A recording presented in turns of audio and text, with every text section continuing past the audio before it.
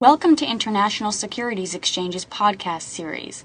Facilitated by renowned educators, ISE podcasts are intended to teach beginning as well as seasoned investors the ins and outs of trading. To find an updated list of podcasts, please visit www.ise.com/podcasts. Please be sure to listen to our important message following this episode regarding the risks of investing in exchange-traded options. If you're not very comfortable drawing trend lines, you can always use a line that actually measures the average price of the last X number of bars. You can pick the number. I happen to prefer 30 and 10 for my weekly charts, and I kind of use them on intraday charts too. The moving average will provide clues as to the direction and the strength of the trend. It's a very useful indicator for a trending market. You can also use something called an oscillator. An oscillator kind of measures the rate of change or the momentum of price. So if price is actually moving very quickly, an oscillator, of course, will show you that movement, almost like the speedometer in your car. The harder you step on the gas, the bigger the speedometer moves to the right. And one of these oscillators will show you that movement too. It also can show you something called divergence, overbought and oversold conditions. Divergence could be the indicator going up while price is going down, which we consider to be positive. Probably means the selling pressure is leaving a little bit. Or you could have what we call negative divergence, where your uptrend is moving up in price, but your indicator is moving down, which means that there may not be enough momentum to sustain that trend. Sometimes that indicator can be useful for trending markets as well as range-bound markets, but the overbought and oversold conditions are what we primarily use oscillators for in trading ranges. So on this particular chart, first of all, I have moving averages. When I have flat moving averages, it probably means I've got some kind of a channel, and that means there is no trend. Here I have a cross of my faster 10 over my slower 30, which we call a bearish cross. And when I break through the support here on the channel, I begin a new downtrend. And of course, since this is a downtrend that we're looking at, this is a perfect time to use this type of indicator. I've got another period here where I go flat and I start a trade sideways once again to where my moving averages flatten out, and then another cross and another downtrend. And here's something that you can do. If price happens to rally to the 10 but stays below the 30, this gives you an opportunity to short rallies, these little counter trend rallies, in this downtrend. And as long as price doesn't close above your upper moving average, you have the opportunity to stay with that trend as long as it wants to continue. But once we have a crossover here, a bullish crossover, pretty much ends this downtrend, just like a bullish crossover here pretty much ended this downtrend. And so we're just about to have a bullish crossover on this 4-hour chart of the dollar versus the euro. And that's another signal for somebody to join a possible new uptrend. Okay.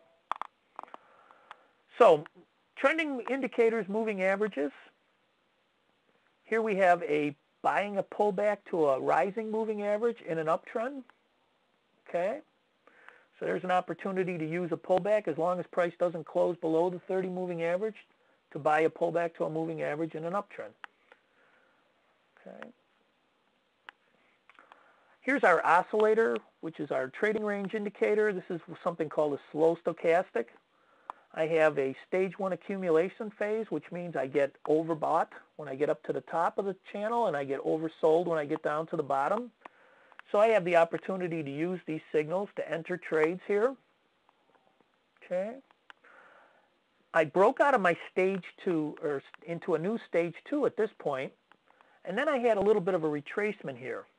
And when I had that retracement, here's an example of using an oscillator correctly. In a new uptrend, here's an opportunity to take an oversold signal to buy a pullback to a trend line, to a moving average, to whatever kind of indicator you want to use during the context of a possible new uptrend. But what you need to do is, in an uptrend, you need to ignore these overbought signals. They won't help you. And in a downtrend, you've got to get used to ignoring oversold signals. So you need to know which stage of the market you're in to make this a useful tool. So we're going to review some of our currencies now, starting with the dollar CAD. The dollar CAD from back in August of last year to where we are currently. It's one of the commodity currencies, which means the value of the currency is actually tied to the exports from the country. Canada exports raw materials such as oil, precious metal, copper, and zinc. So their currency is not like the U.S. currency, which is pretty much just tied to the full faith and credit of the United States. Okay. So similar currencies would be the Aussie, the New Zealand, and our new British Real. So from September of 2009 to April of 2010, the dollar has been in a pretty much of a bear market against the CAD or the loonie. And during this downtrend, though, we've had several long trading range situations. There were large limit buy orders at certain prices that needed to be absorbed before price could go lower. And every time we hit these buy orders, we had some strong intermediate or counter trend rallies. So this is a currency that's in a sideways to lower trend. And there's many periods here on this chart, starting in August last year, to where we went sideways for a period of time, such as this one here. And on our weekly chart, we were trading between daily support near 107 and daily resistance near 111. However, I note on my chart that the primary trend is down. Once I broke out of here, I began a stage 4 decline. Once I close below this 30 moving average, that indicates that I'm now in a stage 4 decline. I have an indicator called the relative strength down here, which you're actually going to have a great webinar about next week. So you can use that oscillator for overbought and oversold conditions. And you can also use that indicator to kind of tell you when it looks like this market is actually going to resume the downtrend. So I'm sure that that'll be covered in great detail. But just a couple of indicators on this chart. Here, of course, when I'm in a trading range situation, it's an oscillator that gives me oversold signals, overbought signals, and a lot of times that's good information. Okay? But when I get to my daily chart, I can see that I had support between 107 and I had resistance at 111.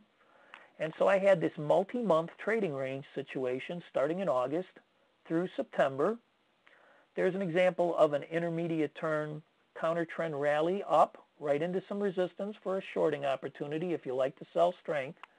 If you like to sell weakness, you can draw your trend line and take the break of the trend line to join the downtrend here.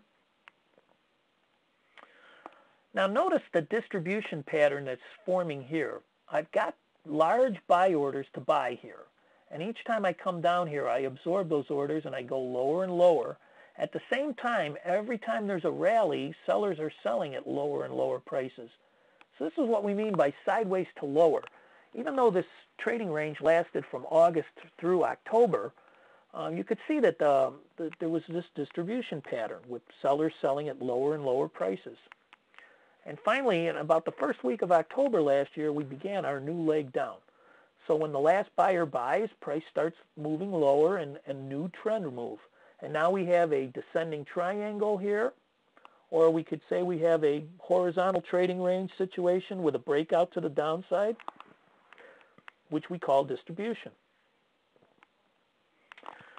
And we came down to this next support area over here, which was from October of 2008, right before the big rally. And so we once again found a little bit of support for a period of time. And as you can see on the next few slides, we actually had some nice counter trend rallies out of here for a period, but we had some resistance overhead. And so in 1017, the potential trading range was actually between 101 for support and 109 for resistance, but then it ended up being a new resistance area at 108 and a new support area here at 103. When this weekly candle closes above here, this becomes a new support area that we can use in the future. Thank you for listening to our podcast. To find more podcasts on options, stocks, alternative markets, and market data, please visit www.ise.com/podcasts.